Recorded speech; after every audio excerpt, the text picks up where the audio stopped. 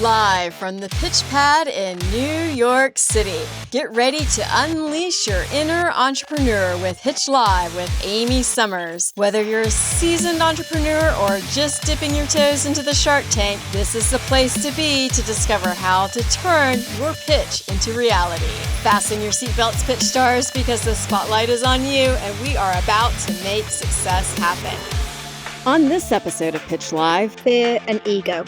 I mean, that's what it all boils down to. Fear of the unknown, fear of change, ego, because a lot of these people want control, these middle managers or these C-suite people that are dinosaurs and have always done it a certain way. They have this fear that they can't control. I liken the remote work revolution, if you will, similar to equality when World War II ended.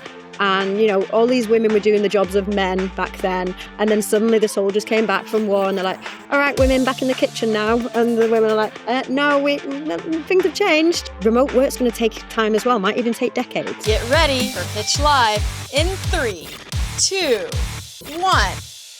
Welcome to Pitch Live. I'm your host, Amy Summers, founder and president of Pitch Publicity and an EasyVox. I'm also a hardworking entrepreneur who is passionate about helping you reach success in any area of your life. And I know that it's possible after decades of experience in perfecting the pitch and enhancing communication skills, which is why I'm here today and joined by Michelle Coulson, who is CEO and founder of Remote Rebellion, where she helps people live out their dreams with freedom and flexibility by landing remote jobs they can do anywhere. So I only recently met Michelle when she pitched me to be on the Pitch Live podcast. And two things immediately caught my eye. I always like to point out what catches my eye in a pitch. First, her focus on remote work, which is something that I've been doing for decades. So long before it was trendy. So I was curious how she built a business helping others do the same. And the second was the fact that she kind of led with this, which I think is a very good thing to do in a pitch. She has more than 85,000 followers on LinkedIn, which we definitely need to talk about later because I've never seen somebody with that many. So well done. Thank you. And welcome, Michelle. Well, before I just jump right into your background and tell everybody about you, I know this wasn't in the script, but I know you like things off script. So I want to do a quick fire round with you and help our audience get a sense of who you are. So I'm going to ask you a few questions. I'm going to give you just two choices. Just pick one and just go with your instincts. Ready? Yeah, let's do it. All right. 100% remote or hybrid? 100% remote. Okay. Bali or London? Bali. All right. Early bird or night owl? Early bird. Okay. Slack or Zoom? Slack. Okay. Coffee or tea? Ooh, that's a tough one. I'm English. I've got to go tea. Okay. True to form. Very nice. All right. So originally from the UK, Michelle has spent 7 years working as a recruiter in London, Singapore, and Australia. But it was during the pandemic lockdown when traditional office work shut down that everything changed for her. She left London to work remotely in Bali and quickly realized not only how practical the setup was, but how life-changing it could be. So when Michelle's company called her back to the office, as so many companies did in 2021, she said no and quit her job, stayed in Bali, built a Remote Rebellion, her company, from scratch. And since then, she's been helping hundreds of people find remote jobs that align with their values, connecting remote-first companies with the best talent. So welcome, Michelle. I'm excited to jump right in and discover how you made success happen, or as we call it on this show, MSH. Sometimes it's for really make shit happen. So, I feel like since Rebellion's in your name, you're okay with make shit happen. 100%. I love that. Thank you. What an intro. Amazing. It was nice having a refresher of what in my pitch resonated because I couldn't remember, to be honest. I had to have a little refresh back. I'm like, oh yeah, that was the message. Well, I want to talk about your career that you've built around remote work and really what the aha moment was that you could make a business out of the idea of working remotely. What was the aha moment for you? Ooh, I don't know if it was one big one. I think there was lots of little things adding up.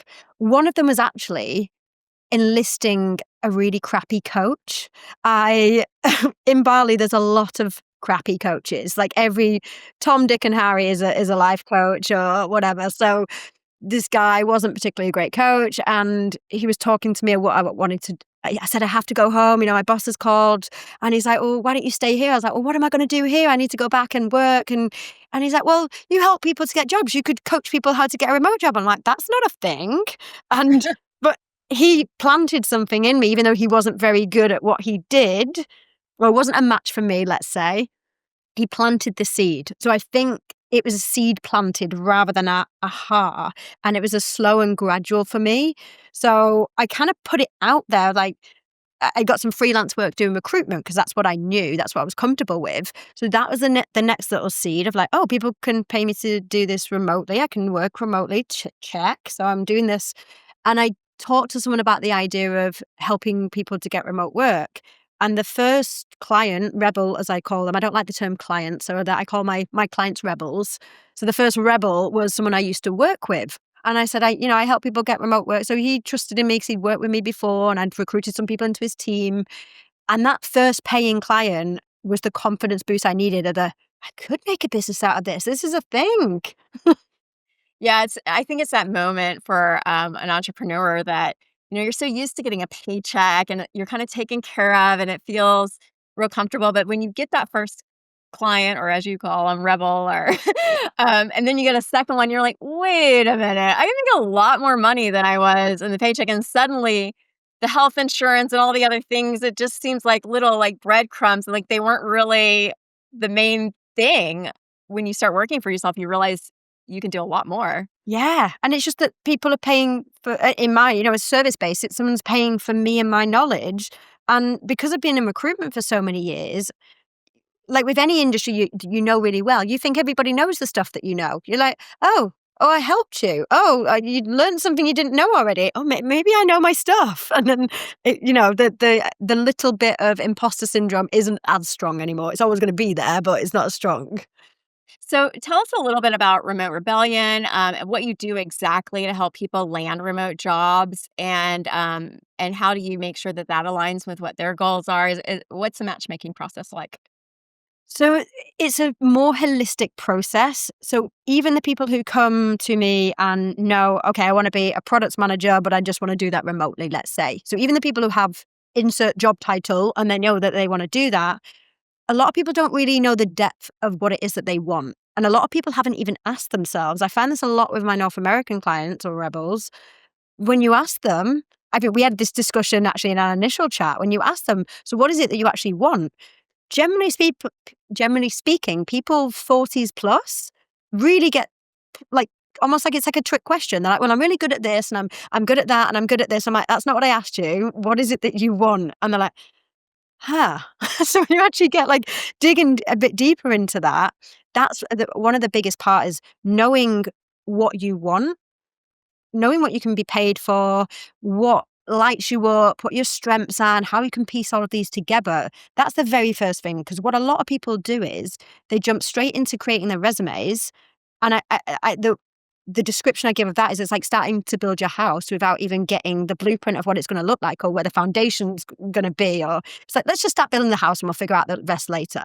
It's going to need a redevelopment. It's going to need like bulldozing down at some point because you've not got the foundations right. So start with that, then go into the logical, your resume, your LinkedIn, networking effectively. It's not just a one part approach. It's seeing this as not just applications and getting a good resume. It's networking. It's being visible. It's being in the right places or knowing how to sell and market yourself. Because even if you don't have a business or a freelancing gig, if you're looking for a full-time role in the remote space, it's competitive. You need to sell yourself. And we're all doing that, right? We're all getting paid for a service or something, like we're all selling ourselves to a certain degree. So learning how to do that along the way is the nuts and bolts of it. So it sounds like you're really, it's a really one-on-one service where you're working directly with the individual, not the company necessarily. as in a traditional recruiting? Can you explain the difference? Yeah, of course. So it's essentially the difference is recruiters work on behalf of the client, of the company. It's their job to fill that job, to fill the job with the right person. I'm not saying they don't care about the candidates, but the difference with what we do is we're working with the individual, not with the company. We don't get paid by the company. So we don't care if their job gets filled. We want you to find the right role for you and make sure that that is a match. And it might not be your dream job. There's not necessarily such a thing as a dream job, but there's the ideal for you and your lifestyle and connecting you with the right people who can fulfill that. Um, Now it's interesting, I think this keeps popping up in the news and we keep going back and forth from like, is this a trend or is this here to stay, remote work? And even, you know, currently the time that we're recording this, it's in the headlines again, companies calling people back and employees saying, no, we're not going to do this.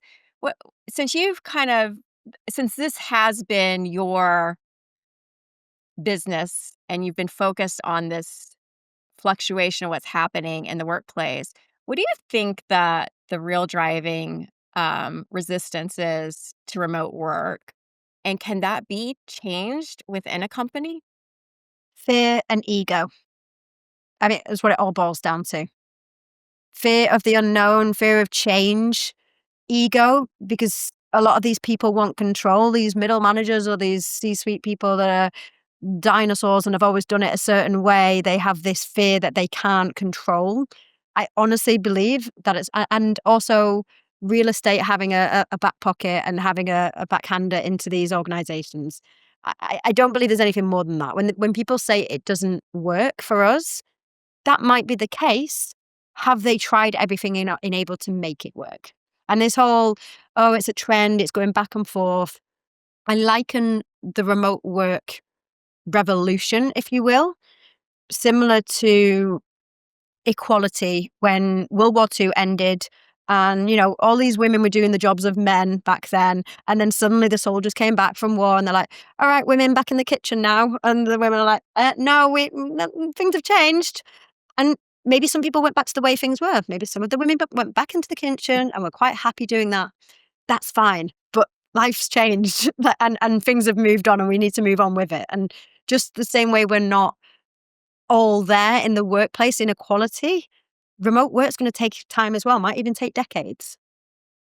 How would somebody pitch their boss about working remotely if it's not a thing at their company yet, but maybe their boss is open to the idea, or maybe they've just never asked? What would be because I know a fear is, bosses think that if people are not in the office, they're not really working. So is there a way to be convincing and to present it in a way that benefits them as well? Is there anything that you used or tried when you first were told to come back in the office? Maybe it didn't work. Is there something that you would recommend that people do now that you've had all this experience? What's the best way to pitch it? Before getting to the pitch, you need to have leverage. If you don't have that leverage, i.e., if you're not a great employee and someone that they would be sad to lose because of your performance, because of the sales you bring in, because of the way you are with the rest of the team, then you don't have a chance. Why would someone bend over backwards and go out of a policy when you're just an average employee? So you really need that leverage first, and you need to be capturing all of that information before you go and do that pitch. So if you're not already a known person, it's like, I'm a big asset to this company, and if they lost me, they'd be in trouble. Start collecting data. Keep a wins folder. Any client or customer or fellow colleague who either puts it in writing or has a recommendation or anything like that, start collecting a folder of how great you are. Sounds strange. It's good to have on bad days as well if you want to reach back out to. But collecting that data. And then when you're ready to pitch to your company, to your boss, make sure you've got a good relationship with your line manager on a personal level. Make sure you are visible and you're seen. They say the squeaky wheel gets the oil. You need to be seen and heard for people to know whether you are good or not. So you might need to toot your own trumpet a little bit without being, bit egotistical. So you need to do that first. Mhm. I like that what you said about keeping a wins journal or diary and just start writing that down, because I think a lot of times we forget how valuable we are to the company. We just work away like we're supposed to do, but just looking at work from a different filter and looking at it from a boss's perspective on how am I really helping them manage things here. And I think that's good to gather that data before you actually step in and ask for something, and ask it from the boss's perspective, that I'm doing really good here. And I think that maybe I could do potentially better Yeah. if I had this convenience of working from home. Yeah, exactly. People go in with the me. Like you said, you need to give it like what are they getting out of this?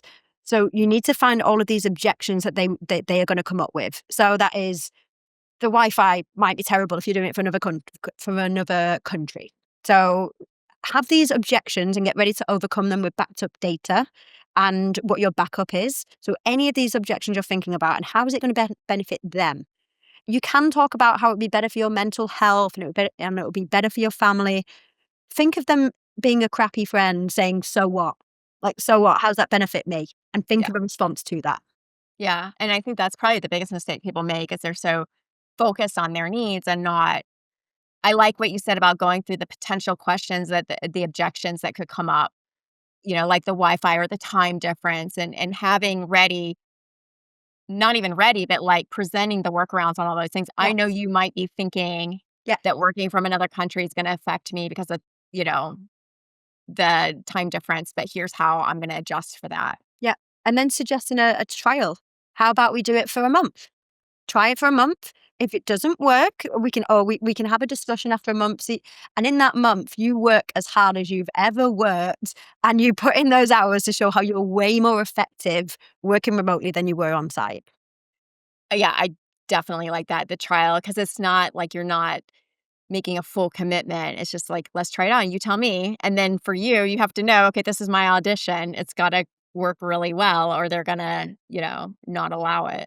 And be prepared as well. If you're really doing it for you because you want that better work-life balance, sometimes companies are really cautious of having it offered to everybody. So you can talk about keeping it on the down low.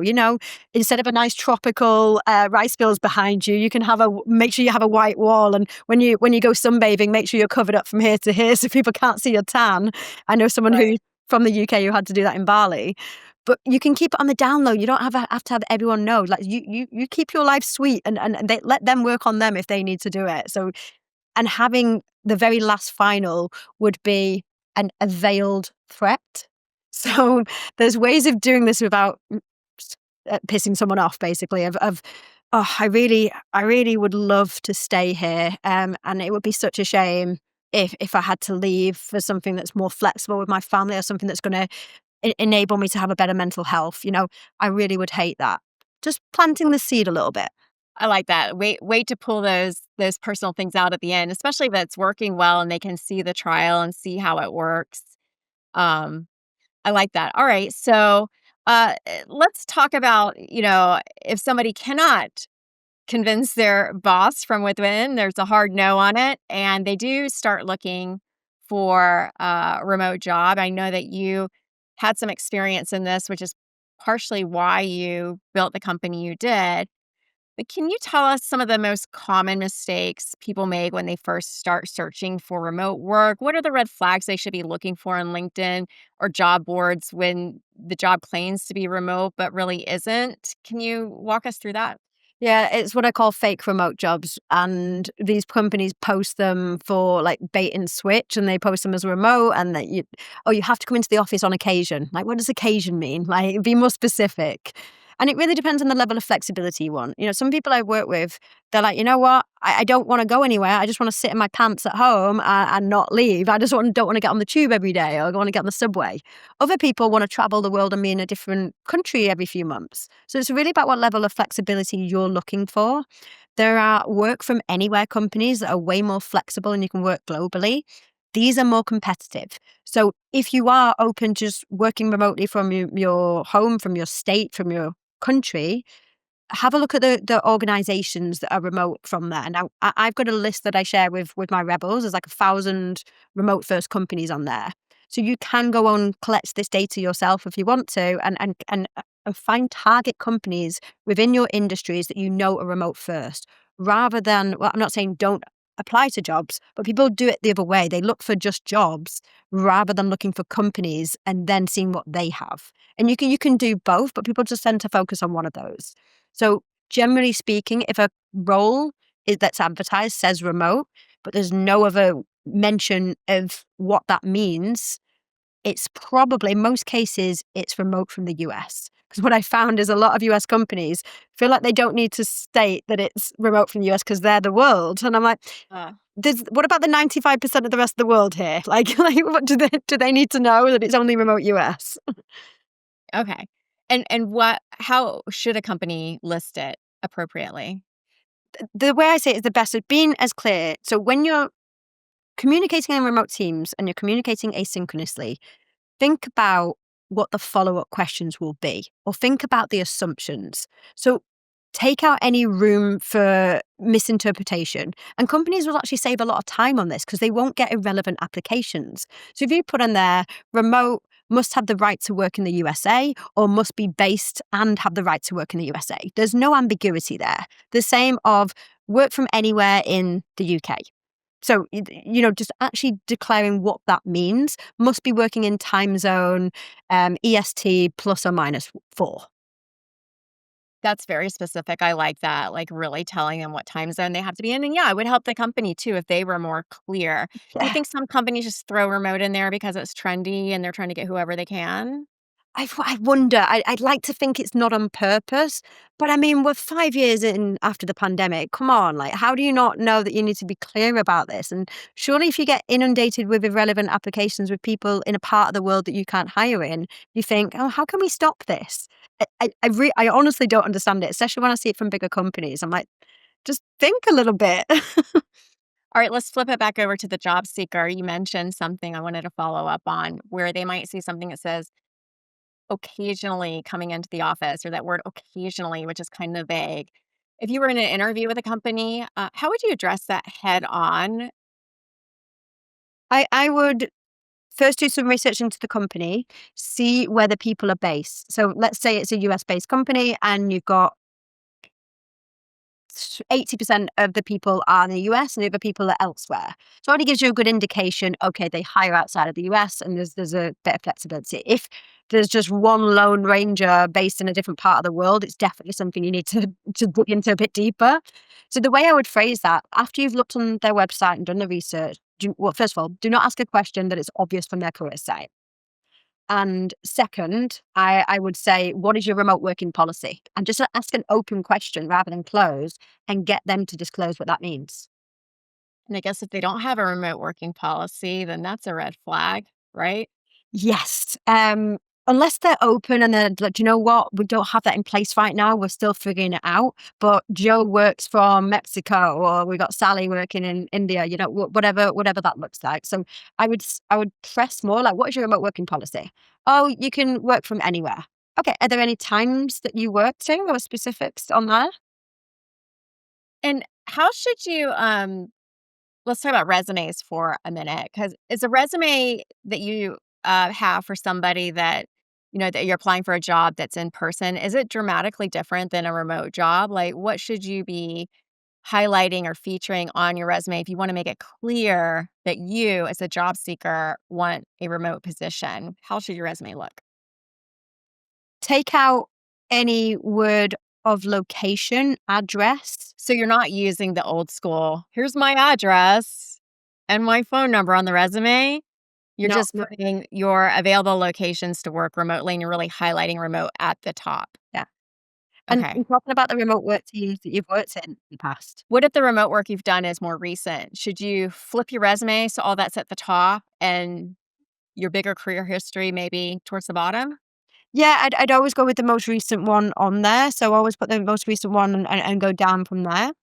And Most recent remote work job, and then no, no, it doesn't have to be. I would just go in order because that's the order that most people's brains work in. So even if your existing role is hybrid or on site, that's fine. As long as you've got some remote working history and you can talk about looking for a remote first company in your summary, then you're good. In the cover letter, or if you have the opportunity to write some kind of letter to the company, is there anything that could really help you stand out, or even in an interview process that you could pitch on why you would be the best candidate since it is such a competitive thing? Anything tips you give your rebels? The tip really depends on the industry, on the discipline, on the seniority. So the advice I would give to software engineers might be different to marketing folks. Sometimes a video showcasing your remote work setup, that you've got good sound, you've got good lighting, you've got good, a good setup, can really help as well. Okay. So don't show up in a dark room in a bedroom with You'd be surprised how many you see, honestly. I'm recruiting for a couple of companies at the moment, and some of them are like, "Can you like? Do you realize how bad this looks? You look like I can barely see you." yeah, I mean, it's not a good step forward. Invest in a ring light or something, right? Find a window. You don't even need to Yeah. go through a ring light. Yeah. I always say get that ring light because you just never know what the weather's gonna be like or what's gonna happen. Yeah. All right. So, tell us a little bit about, I wanna get into kind of the entrepreneurship side of what you're doing, leadership side.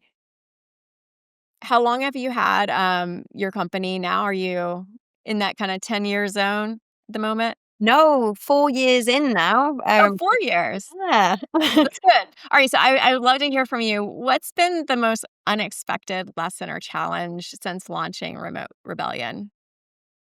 Honestly, hiring.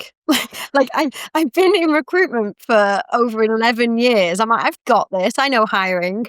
It's so different on the other side when you're hiring people for your own team, and I've made so many mistakes along the way. I've either hired the wrong people, I haven't trained them properly, I haven't been the best leader, and I'm still learning. I honestly don't think I'm the best manager. I love my team and I'm good to them, but I don't think I'm very good at working with people and coaching them through their in a role. I'm working on that. I've just recently completed an NLP coaching course, and a lot of the things that I learned in that is helping me, but I've got a long way to go. Michelle, I am so glad you said that because in my book that's coming out soon, I have a whole chapter about that very thing because I believe that a lot of entrepreneurs don't think about that. And it's funny that you come from the recruiting industry. So, of all people, like, definitely you would think, yeah, you got this. It's hard. Yeah. It's really hard. Yeah. And in my career of having put my company now for 20 plus years, starting it when I was 27, it's not something you think about. You think about building something and you have to hire people, but you don't think about how you've got to manage them and motivate them and all these things that you Yeah. have to do. It's difficult, but if it doesn't work, your company doesn't work Yeah. either. So, Yeah, exactly. I'm thank you for being transparent about that. It's not easy.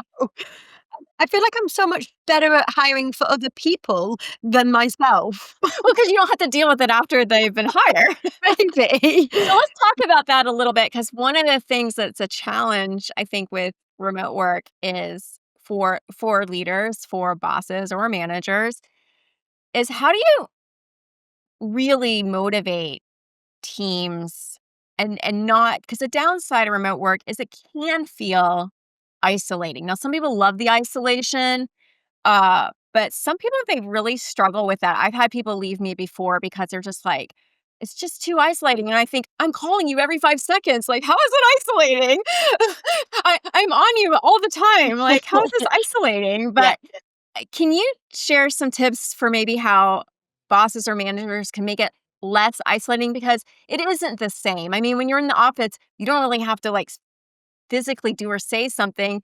I mean, your team is being entertained all day by what's happening in the office. And half the time, the boss doesn't even know what's happening in the office because they're not privy to all those conversations. But how do you make it less isolating? So I must say, I said one of the challenges for me was hiring. I am so fortunate now. I've got such a solid team in place. I am so fortunate to have that team. And part of it is luck. I got really lucky in people coming to me. You ask the universe for something, and I'm like, oh, this person just dropped on my lap, and they're the perfect person for what I need right now. And So that's when referrals and networking are one of the best ways to actually to hire people rather than just putting a blanket job ad out. The people I found that have been successful working with and been with me for 2-3 years are the people that have got their own shit going on. So they've either got a side hustle, they've got kids, they've got a rich social life, whatever it is, they don't rely on you for their social interaction. So that is a big thing. And actually hiring people who have worked remotely in the past, and for them, it's not, oh, this is a job and it's remote, yay. It's remote is the only way for me, and I understand that's how I work best. So they are 2 ways.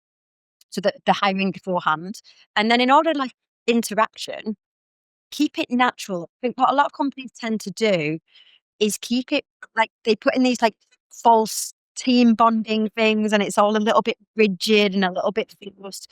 We have a weekly meeting every Thursday, and I say as long as we make at least one a month, 2 a month, then you're good.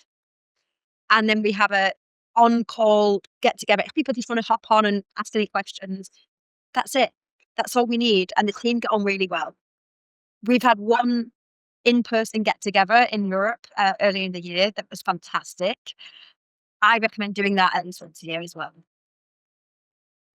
So don't force it if it's not needed, all the games and different things, the polls and the surveys.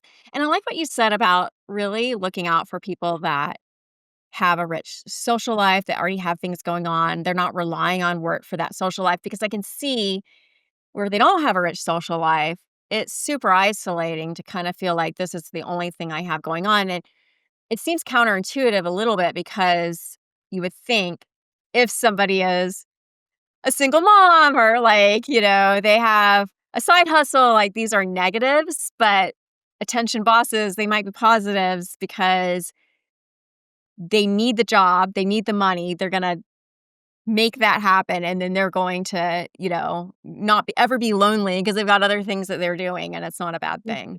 Yeah, exactly. Like the best people I've had working with me have either and had kids and their own side hustle that they're working on, or both. And it generally they are entrepreneurial spirited.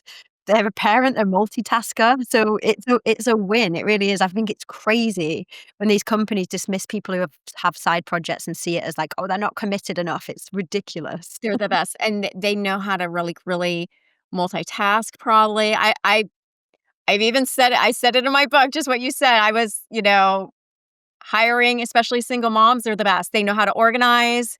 They're really very skilled at this. They've been doing it a long time. They've got to organize their whole family and their day and everything and the plans, and Yeah. they're really on it. Yeah. So I'm glad that you brought that up. What does micromanagement look like in a remote setting? How do you, if you're being micromanaged in a remote setting, what does that look like exactly? What's happening? It means you're getting pinged 24/7 on Slack usually, and there's a meeting going over how to do things, and you want to hire people where you don't give them tasks, you give them a problem to solve. Or even better, the people find the problem before you even know it's a problem, and then they fix it before you even knew it was a problem. They're the A team players. So micromanaging is pinging all of the time, walking through, nitpicking at bits rather than letting people have that freedom to choose and make mistakes, and not allowing the mistakes. I always say with the team, like, things are going to happen. We're all going to fuck up at one stage, and that's okay as long as you own up to it. I'm like, how am I going to prevent this happening in the future? This is how I'm going to do it. I like that. If you do mess up, and I always tell people that advice as well. Like, just say, "Hey, I messed up." Don't blame shift it. Don't say it was somebody else's fault, especially when you're working remote. It's kind of hard to blame anybody else because there's no one else in the office. But Yeah. I have gotten a lot of excuses like, oh, my dishwasher exploded or this. And as a boss, I hate those excuses. Like, just you chose to work in a remote atmosphere. These things are going to happen. Yep. To say, hey, I missed the deadline or I forgot to send this email on time. I'm going to set an alarm. This is how I'm going to fix it next time. Like, give me first how you fix the current situation and then how are you going to prevent it in the future. And then as a boss, I'm satisfied with that. I'm like, good. Okay, they've learned their lesson, because sometimes it's the best way to learn is to mess up anyway. Yeah, exactly. But like you said, take responsibility. Like you could say, "Oh, I didn't make it to this because there was traffic. I should have set off earlier. That was on me." Like not blaming someone else. Not blaming traffic. Yeah. Just own it. I like that. Well, I want to know too, what's been the most rewarding part about building your own company? Not just a business, because you're really building kind of a movement and you're at the forefront of something. And I want to know what's been most rewarding about that. Seeing the rebels' lives change, and honestly, like, hearing about it, oh, now I get to spend more time with my kids, or now I can travel and I can have more freedom. And little things like I remember one American client. She's like went from New York to Valencia, and she went from working in the mornings, typical 9 to 5. She's like, I wake up, I've got email, and she wasn't a morning person. And being able to work to your own circadian rhythm as well makes a massive difference. So she preferred working in Europe and starting US hours. So she said, I just got to wake up in the morning, have a coffee on my balcony, meet a friend for some, walking along the beach, and then I'm ready to start my day. Like such small things, really, of just having a couple of hours in the morning to do what you want to do. So when I hear these stories, it sends me to tears, because it really, people get to actually just live the life that they want to live. It's really, no one ever says, oh, I want to get a private jet or I want to do this. It's just like, I just want to put my kids to bed. Really small but massive things. Back to the basics. Yeah. Like back to working when we used to not take all these devices home with us. Yeah. That was great when work was compartmentalized and we could go home and it wasn't there. But now, Yes. even if you work from an office, you're working all the time, even at home. So Yeah. that's what makes it Yeah. challenging. Did you have a mentor in all of this to help you or inspire you to get started? Was there anybody along the way that you particularly remember that inspired this in you or has given you great advice? And what has that advice been? Yeah, funnily enough, a guy called Jordan Carroll, who was the remote job coach, and I reached out to him The to do. bad one you talked about at the beginning. No, not him. He was great. Jordan's great, and he's not the bad Okay. one. So I reached out to him. If I'm honest, I wanted to see what he was about. I had the cogs turning of like I wanted to do something like he was doing. I didn't steal his idea. I had the idea and then came across him. So I set up a discovery call. I was like, I want to see what this guy's doing, and he caught me out within seconds. He's like, "Are you wanting to do what I'm doing?" And I'm like, yeah. I was like, "You got me." And he's like, "Well, I'm actually doing some business coaching. Do you wanna sign up?" I'm like, "Yeah, that'd be really great." And he was fantastic. I don't think I would be where I am today if it wasn't for him taking me through how he did it, and giving me all his insights. And because I was doing almost the same thing as him, it was so valuable. So I've had him, I've had another business coach throughout the way, and unofficial mentors was landing in Bali, joining this guest house of people who just were thinking a bit differently and just took these bold moves. Two guys from Holland who had never really done yoga, setting up this 16-bedroom yoga retreat. And I'm like, it looked like they didn't know what they were doing, but they were just determined. And it's really still successful to this day. So unofficial mentors are people doing great shit and just going for it. Sorry for all the language, by the way. It's when I get No, we say make shit happen all the time. It's good. So it was just like, these people, they don't think about things the same way. If I was to say to someone back home in Manchester, oh, I'm thinking about, oh, well, what you do about your visa and how you do this, or how they just do. So all of these people surrounding me, I think, were instrumental. I like how you proactively found somebody that was doing something that was maybe a few steps ahead of you and that you reached out to. That was very brave. And I like that the response was from that person, hey, you want to do what I do? And he wasn't threatened by that. He charged you for it, but he gave you like a roadmap. Yeah. And I love these other mentors too, because I think they're around us all the time. I really believe that. Like we can be so inspired. We can even be inspired by a podcast or something. Like you don't even have to know the person to be inspired, just by observing. Yeah. I also want to shout out to my sister and to my mum as well. I was only able to, well, I only feel like I was able to do what I did in terms of quitting my job without having anything to go to, because I knew I had the safety net of if shit hit the fan, I've got a roof over my head and I've got food on the table. And yes, it might have been in my nephew's playroom, which I'm staying at in a minute, but because I'm over at my sister's for a couple of months. So having that safety net was big. I had a mortgage to pay. So maybe I wouldn't have taken that risk if I didn't have that. So I urge people who have the privilege to have good family and friend network, they're there. Use that privilege you have.